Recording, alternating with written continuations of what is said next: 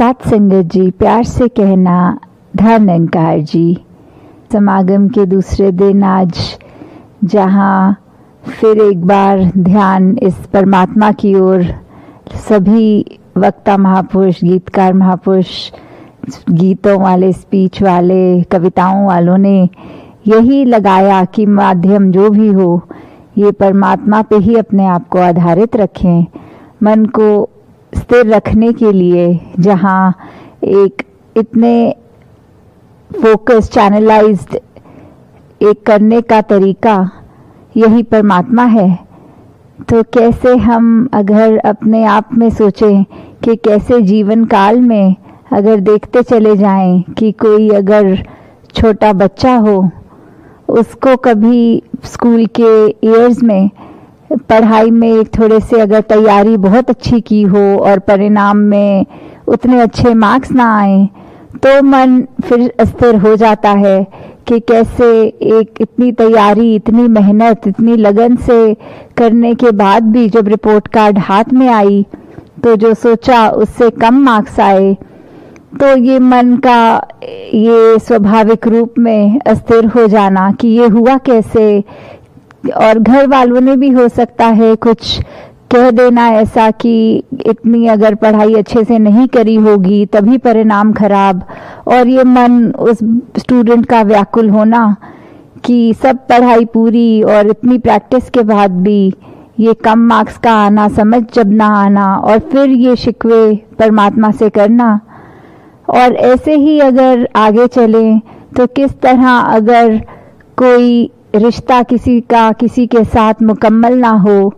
तो किस तरह फिर एक ये कंप्लेंट्स मन में आना, एक इस तरह से कि जब तक तो सब ठीक था तब तो सब अच्छा लगना, और जैसे ही कोई बाधा आई उस रिश्ते में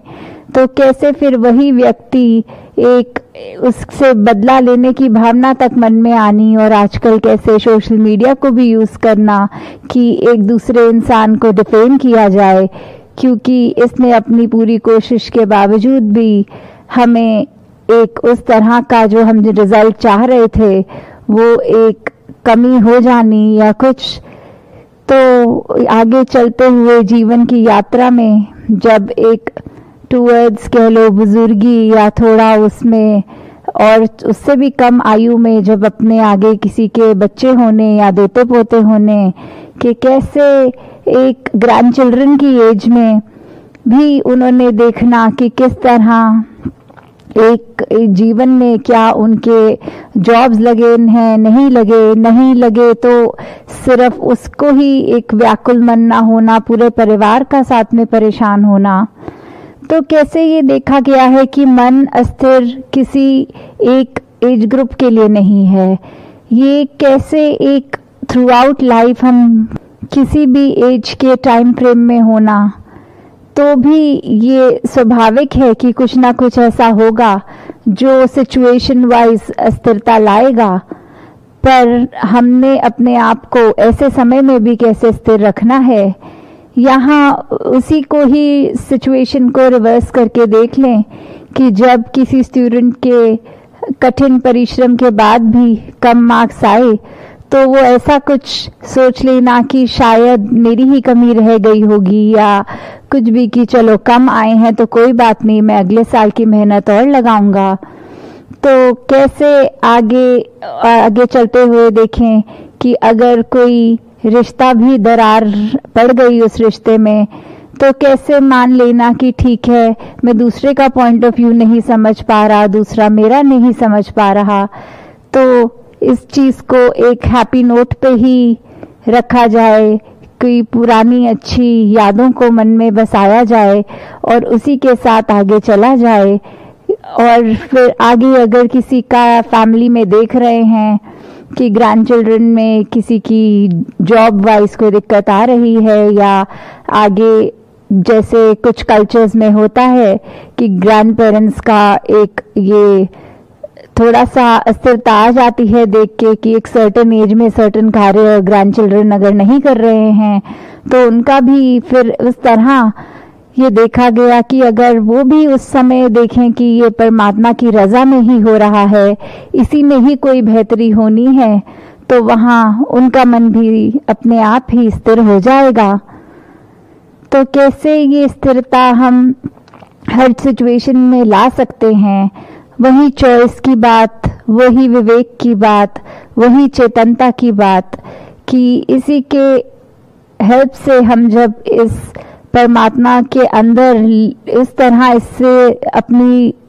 एक मिला लेते हैं, ट्यूनिंग कर लेते हैं, तो फिर ये जो लिव जुड़ी है, ये फिर हर कार्य में हमें परमात्मा का ही एक कर्ता दिखाई देगा कि ये इसी के आश्रय हो रहा है, इसी के हुक्म में हो रहा है, तो उसमें सब फिर अच्छा ही दिखेगा। तो कैसे फिर इस परमात्मा का अगर हम आसरा लेंगे तो इसी का ही दिखेगा कि कर्ता भाव, ये हमारा परमात्मा ही सब कुछ कर रहा है, हम एकदम अकर्ता हैं। और उसी में हम देखें कि फिर एक अगर किसी से हमारे रिलेशनशिप्स भी हैं तो कैसे वो सुंदर होते जाते हैं। जैसे एक शायर ने भी कहा है कि दुश्मनी का सफर एक कदम दो कदम, तुम भी थक जाओगे हम भी थक जाएंगे। तो कैसे ये एक अगर दुश्मनी करी है किसी से तो उसका परिणाम सभी को पता है कि मन में जैसे ही एक नेगेटिव भाव दूसरे के लिए आए, तो अगर तो ये दो तरफा एक बात है, तो फिर एक कठोर वचन एक बोलता है, सामने से दूसरा बोलता है, तो ये अपना भी दोनों ने मन खराब करना और आसपास अगर कोई सुन रहे हैं उनको भी ये अनप्लेजेंट एक्सपीरियंस एक झेलना पड़ेगा। तो कैसे अगर ये एक तरफ एक भी समझदार हो तो दूसरा अपनी तरफ से तो एक दुश्मन बन के किसी का उसके लिए कुछ गलत बात बोल रहा है, पर वो ही अगर चुप हो जाए, शांत हो जाए, या आगे से एक यही अरदास परमात्मा से कि इसको समत बख्शो, इसके अंदर वो समझदारी बख्शो कि ऐसे वचन ना निकाले, तो कैसे वो बात जल्दी वहां पे ही थम जाती है। और अगर कोई ये भी सोचे कि कई बार देखा गया है कोई बहुत अच्छे अगर फ्रेंड्स एक टाइम पे और इतने साल बीच के कोई खटास की वजह से बात नहीं कर रहे, तो इतने साल वो व्यर्थ भी गवा दिए, और एक मन में कहीं ना कहीं वो ख्याल, क्योंकि अंदर से अगर एक केयर थी एक टाइम उनके लिए, तो वो उस तरह कायम भी रहनी, कुछ मन में आना कि एक फोन उठा के कॉल की जाए, और फिर ये ईगो मन में आनी कि नहीं ये तो उसने ऐसा कहा था तो मैं नहीं ये करूंगा फोन। तो कैसे एक या तो इतना भी प्रलॉन्ग अगर कुछ खिंचता है, अंत में वही होता है कि जब एक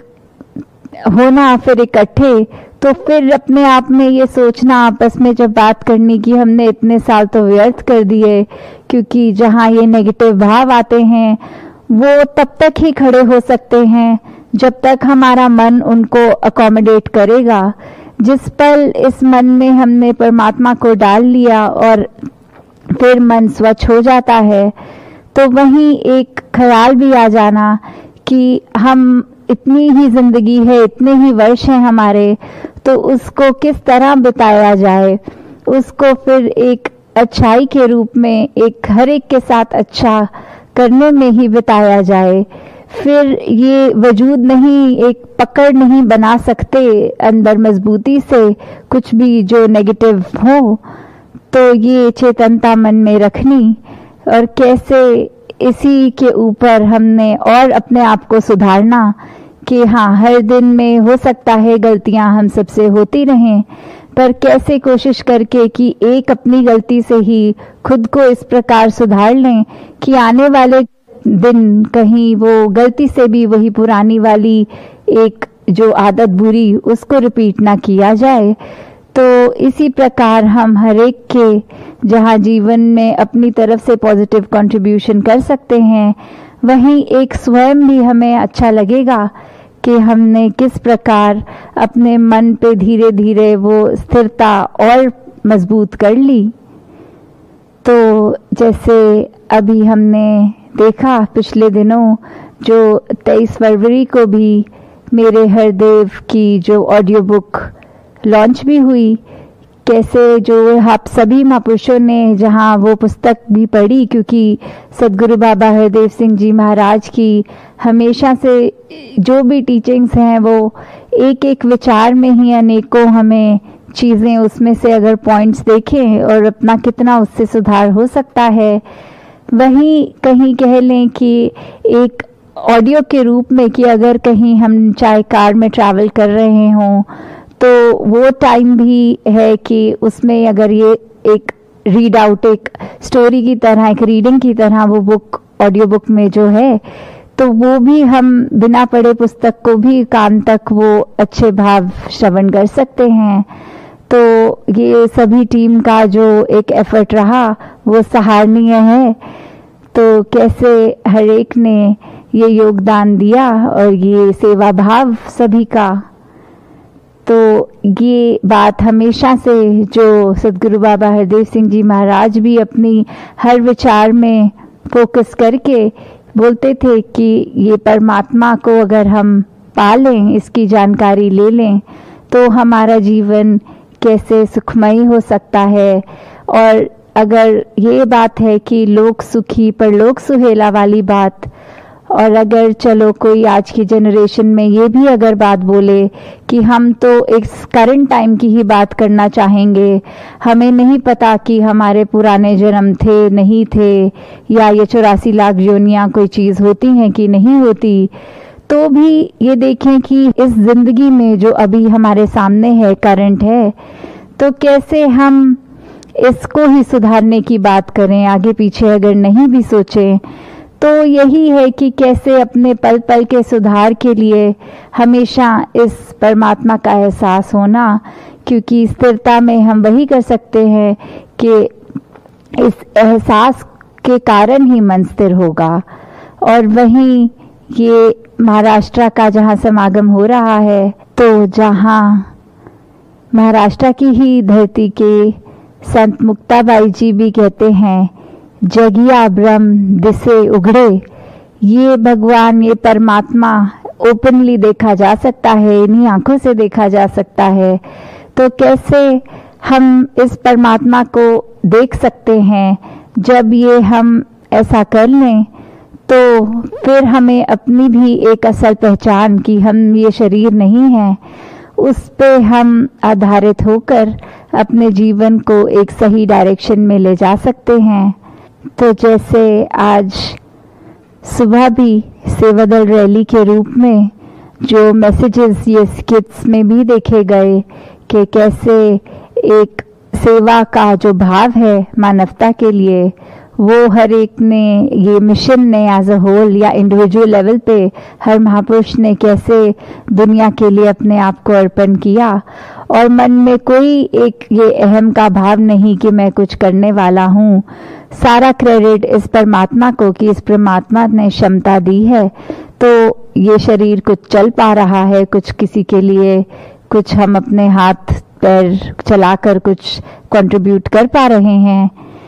तो कैसे एक अगर एग्जाम्पल के तौर पे अगर एक लेडी होती है, जब वो प्रेग्नेंट होती है, तो हर समय उसको एक अपनी तबीयत का ख्याल सबकॉन्शियसली एक साइड बाय साइड चल ही रहा होता है, चाहे वो कहीं पे भी काम कर रही हो, ऑफिस में हो, कहीं पे भी। तो एक ये देखते हुए कि खाते पीते, काम करते, कुकिंग करते, या जो भी डे टू डे एक्टिविटीज वो कर रही हैं, तो ये पता है कि मुझे हमेशा कुछ तेजी से नहीं चलना, कुछ भार नहीं उठाना। तो ये चीज बार बार उसको एक याद नहीं कराई जाती कि ऐसा ना करो, आप प्रेग्नेंट हो, पर वो एक नेचुरल, एक इंस्टिंक्चुअली पता होता है कि हम जो भी कर रहे हैं वो बहुत उस तरह करें कि अंदर एक जो और जान है एक, तो वो उसका ख्याल करते हुए। तो कैसे ये चीज भी कि परमात्मा का एहसास इसी तरह का हर एक में होना चाहिए कि एक हम चाहे कुछ भी हों, जो कहा भी जाता है हथ कारवल दिल यारवल, कि हम कोई भी कार्य कर रहे हों, चाहे हमारे हाथ कोई भी काम कर रहे हों, पर ये मन हमारा इसी परमात्मा में लगा रहे। यही एक सही मार्ग है जो युगों युगों से भक्तों ने, संतों ने बताया है कि भक्ति के मार्ग पर ही रहकर हम अपना कल्याण कर सकते हैं और ये ब्रह्म ज्ञान प्राप्त करके हमारी रूह भी ये सब बंधनों से मुक्त होकर एक साल्वेशन को प्राप्त कर सकती है। तो दातार सभी पे कृपा करे कि ऐसी ही स्थिरता वाला जीवन, एक सहजता वाला जीवन हर एक के हाथ में हो, हर एक उसी तरह से अपना जीवन जीता चला जाए। तो यही अरदास की परमात्मा का ही आसरा लेकर जब हम हर काम करेंगे तो डेफिनेटली हमारी इंटेंशन जो है उसको अगर पॉजिटिव करने की, तो वो एक पॉजिटिव ही होता जाएगा। और हाँ, ये भी देखा गया है आजकल कि अगर कोई नेगेटिव काम करने में भी दलील देने में बोलता है कि अगर परमात्मा के बारे में सोच लिया पर इंटेंशन हमारी नेगेटिव है तो भी ये ज़रूर एक सफल होगा, तो उसमें भी हमें पता है कि ये हमारे दिमाग की एक चालाकी है। और परमात्मा को तो एक इनोसेंट, जैसे बच्चों का भी एग्जाम्पल बहुत बार आता है कि वो बच्चे चाहे कितने भी चुलबुले हों, उनकी एक इनोसेंस हर एक तक पहुंचती है, कोई चतुर चालाकियां नहीं। तो हम कैसे अपने आप को भी एक उस रूप में चाइल्ड लाइक बना पाएं कि इनोसेंस से इतने भर जाएं कि मन इतना साफ हो जाए कि फिर कोई छल कपट ना हो उस मन में। तो दातार सभी को ऐसा जीवन बख्शे कि एक रस होकर भक्ति को पूर्ण करे। सात संगत जी, ध्यान निरंकार जी। आइए हम सभी मिलजुल कर परमादरणीय महात्मा विवेक देवरुखकर जी और इनके साथियों के साथ धुनी सिमरन में शामिल हो जाएं। तेरी ओट सारा तेरा तन मन घोल घुमावा, कहे अवतार तेरे दाता, दिन राती गुण गावा, कहे अवतार तेरे ही दाता,